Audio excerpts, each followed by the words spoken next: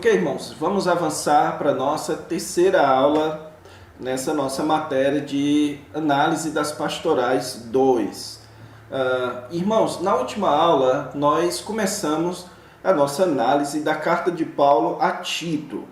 Nós fizemos aquilo que geralmente é necessário que se faça antes de nós analisarmos qualquer livro da Palavra de Deus, que é entender o contexto histórico e literário que existe por trás da escrita daquele livro, antes de nós analisarmos propriamente o texto bíblico, ok? Então, é importantíssimo que você estude a situação ou a ocasião que gerou a escrita das cartas paulinas, visto que, no caráter de cartas, elas foram escritas com base em uma situação específica, em uma ocasião específica.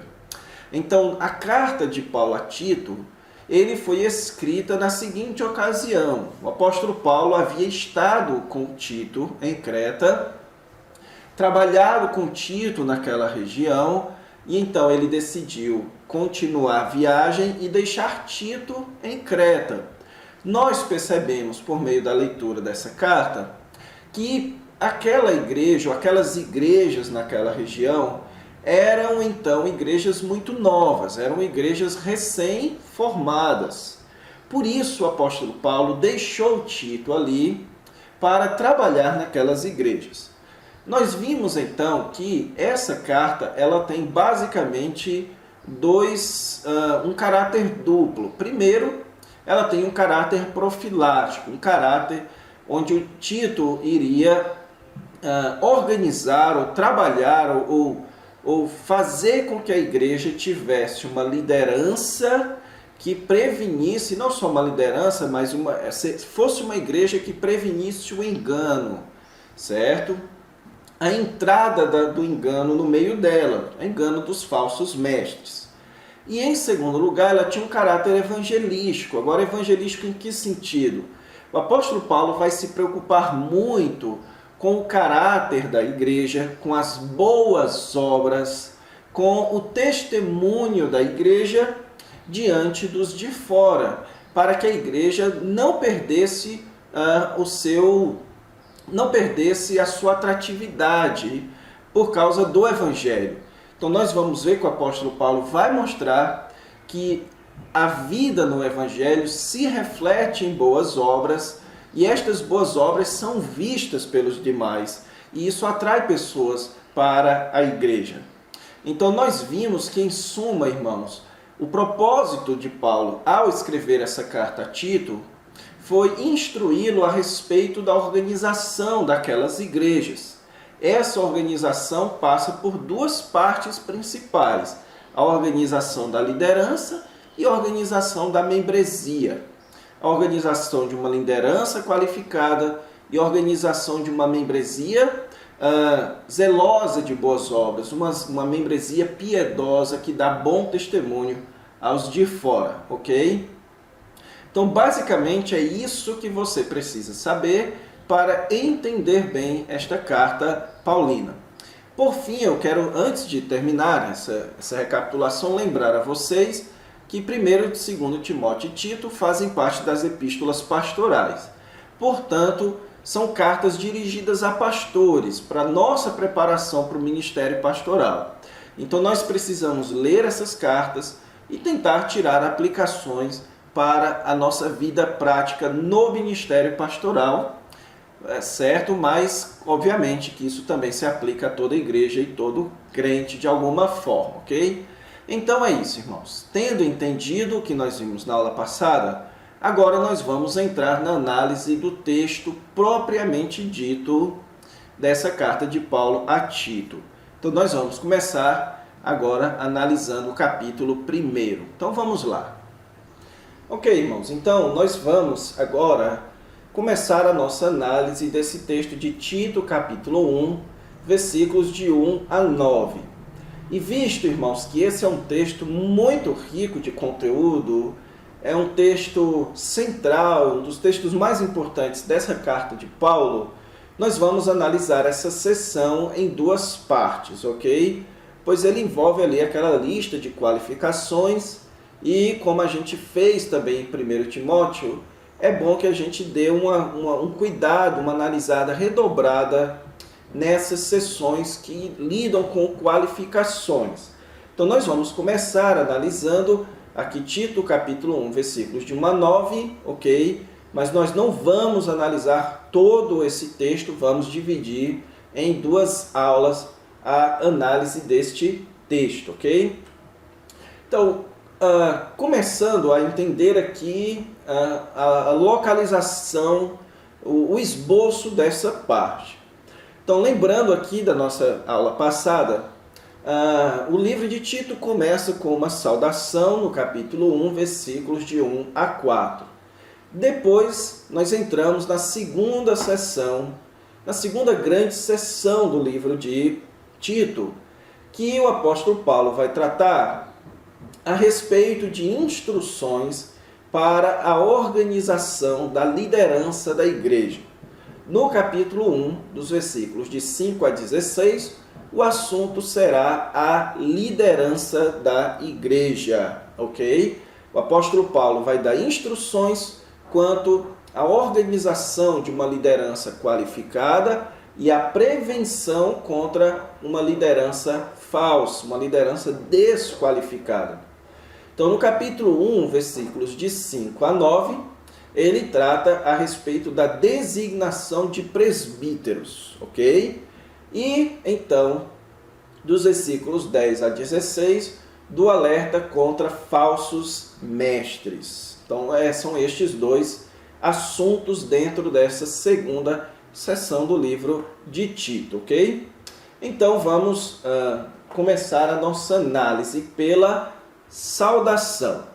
A saudação, irmãos, aqui, certo, dessa carta de Paulo a Tito, ela é uma saudação um pouquinho mais completa, um pouquinho mais longa do que Paulo tradicionalmente faz. Geralmente, o apóstolo Paulo, ele simplesmente diz: Paulo, servo de Deus ou apóstolo do Senhor Jesus Cristo, por mandato de Deus Pai, a Timóteo, como foi o caso da primeira carta a Timóteo. Aqui o apóstolo Paulo, ele desenvolve um pouquinho mais da sua saudação. E uma informação importante que você precisa ter é que quando o apóstolo Paulo faz a sua saudação, ele já indica, ou ele já nos dá as pistas do tom da sua carta. Ele já introduz na sua saudação elementos importantes para que você compreenda o restante da carta. Nas epístolas pastorais, o tema da carta de Paulo, o tema das cartas de Paulo, ou estão nas saudações, ou seguem imediatamente a ideia ou o assunto que o apóstolo Paulo acabou de lidar na saudação. Então, aqui o apóstolo Paulo, na sua saudação, ele já vai enfatizar aqui o propósito da sua carta. Na verdade, enfatizar aqui temas importantes para o propósito da sua carta. Note que ele começa dizendo Paulo, e ele então aponta 2 designações a respeito de si mesmo. Primeiro, que ele é um servo de Deus, e segundo, que ele é o apóstolo de Jesus Cristo. E depois ele diz, para promover a fé que é dos eleitos de Deus e o pleno conhecimento da verdade segundo a piedade. Veja, irmãos, que o apóstolo Paulo, aqui na sua saudação, ele fala de promoção da fé e do conhecimento da verdade e da esperança da vida eterna. Então aqui, a saudação, ele contém a mensagem do Evangelho. Então o apóstolo Paulo, ele está preocupado aqui a respeito não apenas da sua posição de servo e apóstolo, como também a respeito da mensagem do Evangelho. Isso nos indica, irmãos, que o assunto da carta de Paulo a Tito diz respeito à compreensão do Evangelho e às implicações práticas disso. Isso concorda com a tese que nós temos defendido, que aquela igreja era uma igreja recém-formada. Então, por isso que o apóstolo Paulo elabora um pouquinho mais quem ele é e elabora também a mensagem do Evangelho. Isso também condiz com a natureza profilática desse livro. Por quê? Porque o apóstolo Paulo vai mostrar aqui a verdade, o Evangelho como a verdade. E então ele vai mostrar também o Evangelho como implicando em piedade. Isso então, irmãos, nos ensina que o apóstolo Paulo quer enfatizar para aquela igreja, certo? Ele quer encorajar, na verdade, aquela igreja na sua nova fé, nessa novidade que eles estão vivendo na fé cristã, a qual é baseada no Evangelho e contém a esperança da vida eterna. Então veja que, assim como o 1 Timóteo, essa carta de Paulo ela é centrada no Evangelho.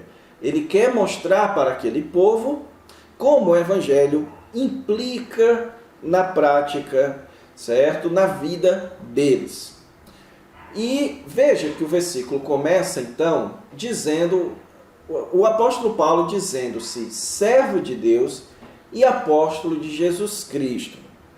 Essa dupla designação, irmãos, já mostra que a natureza dessa carta a Tito, ela não é tão urgente, visto que aqui o apóstolo Paulo desenvolve um pouquinho mais a respeito de quem, ou dos títulos que ele possui, certo? Ele não elabora tanto aqui a sua autoridade, como ele elabora na carta a Timóteo. Lá na carta a Timóteo, ele havia elaborado a sua autoridade, ele era um apóstolo por mandato de Deus. Aqui ele simplesmente diz que ele é um servo de Deus e um apóstolo de Cristo Jesus, ok? Então o apóstolo Paulo, como sempre, designa-se como um dos apóstolos. E então, como ele não havia feito na carta a Timóteo, aqui ele coloca um elemento novo na sua saudação. O apóstolo Paulo mostra o propósito pelo qual ele foi feito um servo de Deus e um apóstolo de Cristo Jesus. Ele diz aqui, para promover a fé dos eleitos de Deus e o pleno conhecimento da verdade segundo a piedade. Essa expressãozinha aqui, irmãos, para promover a fé, ela tem a ideia de propósito. Então, o propósito de Paulo ter sido feito servo e apóstolo é para promoção, é para que os eleitos viessem a crer. E é interessante essa expressão, os eleitos de Deus, porque que o apóstolo Paulo está pegando um termo que pertencia à nação de Israel e agora está aplicando aos crentes na igreja, que eram judeus ou gentios. Isso é importante em face da oposição judaica dos falsos mestres e de sua postura etnocêntrica. Aqui ele está mostrando que os eleitos de Deus vêm de todas as raças, judeus e gentios, e que o apóstolo Paulo, ele foi designado apóstolo e servo de Deus para promover a fé que é dos eleitos. Então, se você é um eleito de Deus, o apóstolo Paulo, então, foi designado para promover a sua fé, mostrando, então, aí a ordem da eleição como precedente à fé. Nós cremos porque somos eleitos. Nós não somos eleitos porque cremos, como supõe a teologia arminiana, para promover a fé que é dos eleitos. Então, se você é um eleito, você possui uma fé a ser promovida. E o apóstolo Paulo então diz que essa era a responsabilidade dele. Mas não apenas essa. Ele foi feito servo e apóstolo para isso e para o pleno conhecimento da verdade, segundo a piedade.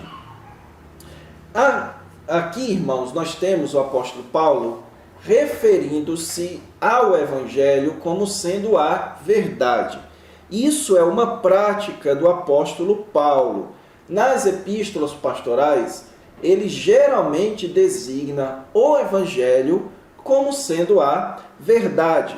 Por exemplo, você pode perceber isso lá em 1 Timóteo capítulo 2, versículo 4, quando diz lá que é o desejo de Deus que todos cheguem ao pleno conhecimento da verdade, referindo-se claramente ao Evangelho, ok?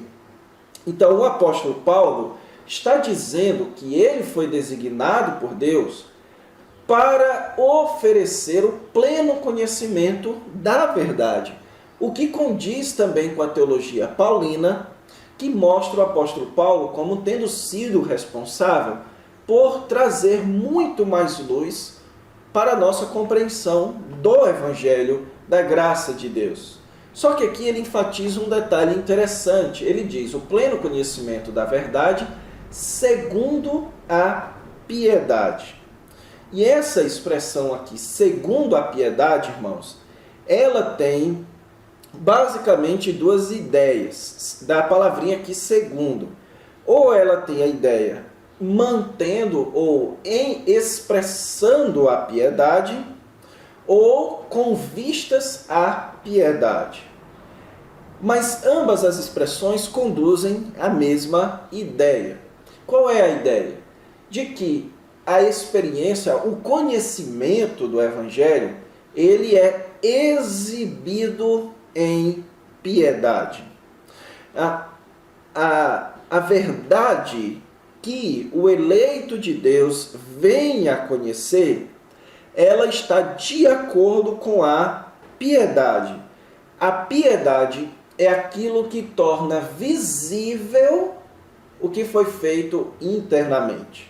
A vida em piedade é a expressão visível, é o sinal visível daquilo que é ocorrido por meio da fé e internamente no nosso coração e na nossa mente, ok?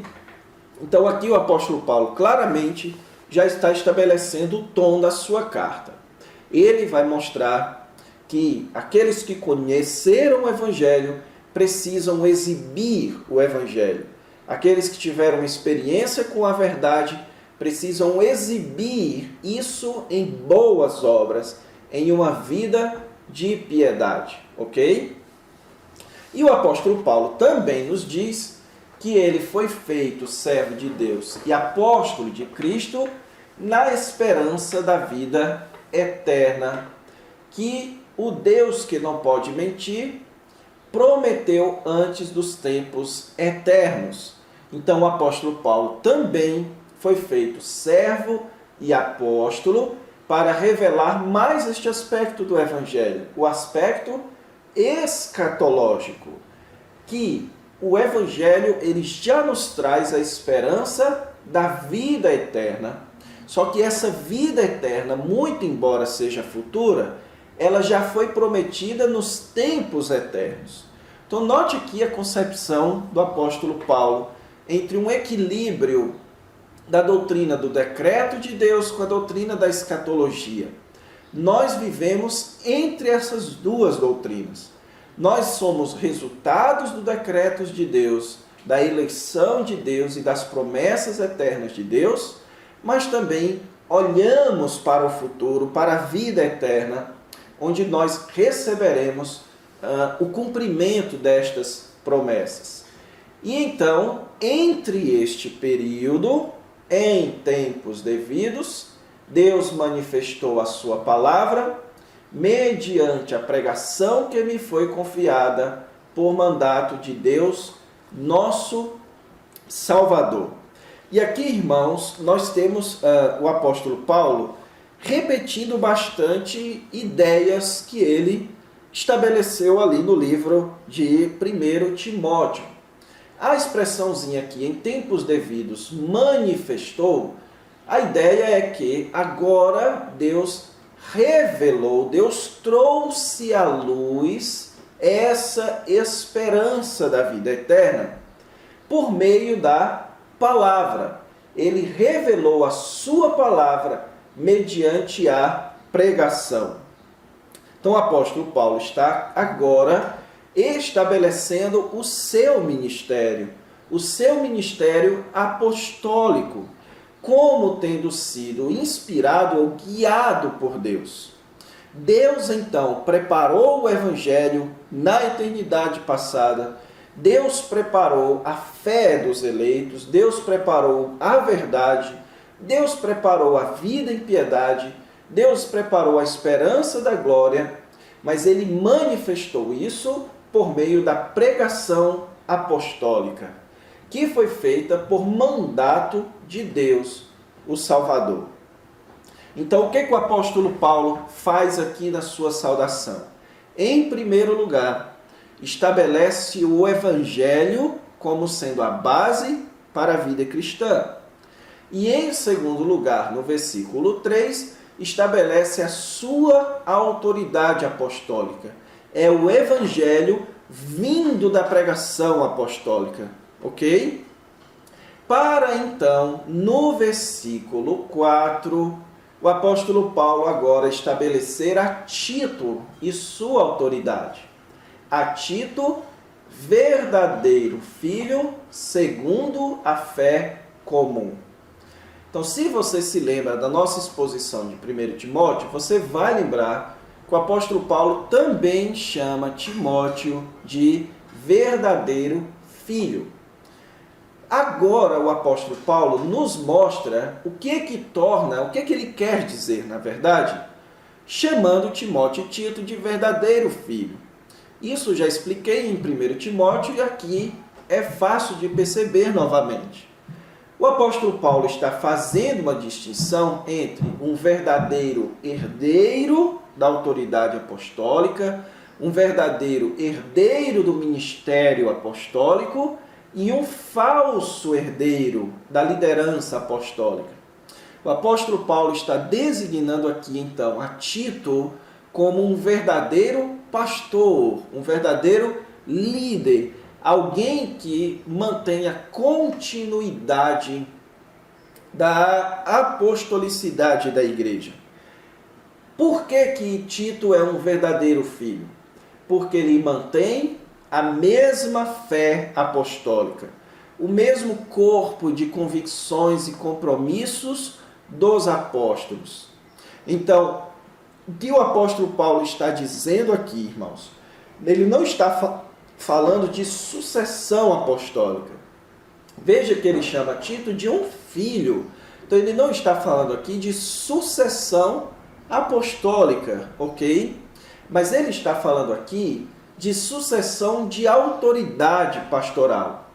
Tito, ele mantinha a autoridade ministerial, a autoridade como líder, por manter a mesma fé apostólica de Paulo. Então, o que o apóstolo Paulo está estabelecendo aqui na sua saudação é, em primeiro lugar, o Evangelho como sendo o alicerce da vida cristã e a autoridade apostólica de Paulo sendo transmitida para Tito, ok? Não a autoridade de apóstolo, mas a autoridade de liderar a igreja por causa da fé comum. Isso é o tom da carta. A carta que Paulo vai escrever para Timóteo é o desenvolvimento dessas duas ideias. É Tito recebendo a autoridade de Paulo para estabelecer presbíteros e treinar aquela igreja a viver em piedade, mas ele estabelece a base doutrinária disso, que é o Evangelho. E vocês vão notar que o capítulo 1 vai falar da liderança, o capítulo 2 vai falar das diversas classes na igreja, e o apóstolo Paulo, no próprio capítulo 2, versículo 11, vai estabelecer o alicerce de tudo isso, que é a graça de Deus que se manifestou salvadora a todos os homens, ok? Então, o que o apóstolo Paulo está estabelecendo na sua saudação é o tom da sua carta. E ele então termina a saudação com aquelas expressões básicas que ele sempre diz nas suas saudações. Graça e paz. Lembrando aqui, graça era um termo bastante comum na forma grega e paz, graça era uma saudação comum na língua grega e paz era uma saudação comum na língua judaica. Isso é interessante. E o apóstolo Paulo, então, junta isso em uma só saudação. Uma saudação que mostra a universalidade da igreja, de judeus e gentios. Graça e paz da parte de Deus Pai e de Cristo Jesus, nosso Salvador. Então, avançando aqui, nós vimos, então, a saudação como essa primeira parte. Agora, irmãos, eu quero só começar a dar uma pincelada aqui nessa segunda sessão, nas instruções para a organização da liderança da igreja, que vai dos versículos 5 a 16 do capítulo 1. Então, esse é o versículo, esse é o texto, na verdade, e eu quero só comentar com vocês aí o versículo 5, ok? Aqui, irmãos, nós temos um texto, mais um texto bíblico, que trará uma lista de qualificações pastorais. Aqui nós temos um texto bastante semelhante com o que ocorre em 1 Timóteo. Porém, aqui, irmãos, você não tem um tom mais personalista, mais pessoal, como existe em 1 Timóteo. Aqui você tem, certo, um tom mais organizado, mais formal, como se o apóstolo Paulo estivesse aqui cuidadosamente prescrevendo uma receita a Tito, ok? Então, aqui você tem, como eu disse a vocês, uma igreja relativamente nova. Então, um possível problema que estaria acontecendo ali era a introdução do erro. Tito, então, precisaria estabelecer uma liderança qualificada. E estes textos, estas qualificações aqui, irmãos, especialmente dos versículos de 6 a 8, elas são muito semelhantes ao texto de 1 Timóteo 3, de 1 a 7. Por exemplo, assim como 1 Timóteo, você tem uma lista de 15 qualificações, certo? Sendo que dessas 15, 5 são idênticas e as restantes são pelo menos correspondentes. Agora, existem algumas diferenças entre essas duas listas. A primeira delas é que aqui no versículo 5, Tito ele é designado para apontar presbíteros. Veja que o versículo 5 diz: bem como em cada cidade constituísses presbíteros. O que mostra, irmãos, aqui é que a posição de Tito na fundação daquela igreja, ele deveria constituir presbítero. Mas nós não sabemos qual era o método. Na verdade, aqui não é deixado claro como é que Tito constituiria presbíteros. Para isso, nós deveríamos ir para o texto de Atos, onde lá nos é informado como é que Paulo constituía presbíteros nas igrejas. Era por meio de votação, de eleição, levantando as mãos. Então, você precisa entender que aqui Tito deveria constituir presbíteros, ao contrário, certo, de 1 Timóteo, que já havia presbíteros, e Timóteo então deveria filtrá-los, ok? Outra diferença é que a lista agora de Tito, ela é bem detalhada a respeito de tarefas do pastor. É dito aqui que o pastor ele tem que ser apegado à palavra, de modo que ele possa exortar pelo reto ensino e convencer os que a contradizem. Então o apóstolo Paulo aqui, ele dá muito mais cuidado, muito mais atenção à tarefa, certo? Ao dever do pastor de ensinar a palavra de Deus. Porém, a terceira e mais interessante diferença, irmãos, é que essa lista ela é mais organizada do que a de 1 Timóteo. A lista de 1 Timóteo, você não tem como estabelecer um padrão de divisão ali daquela lista. Ela simplesmente contém uma série de qualificações que não são necessariamente colocadas em ordem ou em tipos de qualificações. Diferentemente desta lista aqui. Nessa lista de 1 Timóteo, ou na verdade de Tito, o apóstolo Paulo ele faz um arranjo muito claro. Em primeiro lugar, no versículo 6, ele fala a respeito da família do pastor. O versículo 7 e 8, ele fala também a respeito do caráter do pastor, que diz respeito também ao seu testemunho, ok? Ao testemunho, digamos assim, ao pastor. E o versículo 9 diz respeito à tarefa principal do pastor, ok? O que nos leva a entender que esta foi uma lista mais estudada, essa foi uma lista mais cuidadosamente elaborada, mostrando então, comprovando então a nossa tese de que Tito não foi escrito de maneira urgente, de maneira rápida, certo?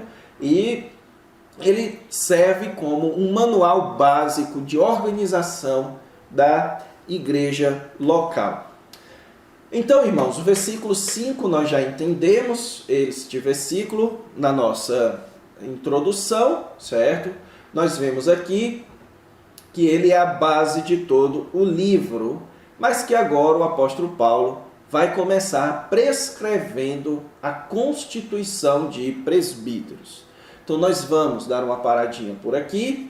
Na próxima aula, então, nós vamos analisar essa lista dos versículos 6 até o versículo 9, essa lista de qualificações do ministério pastoral.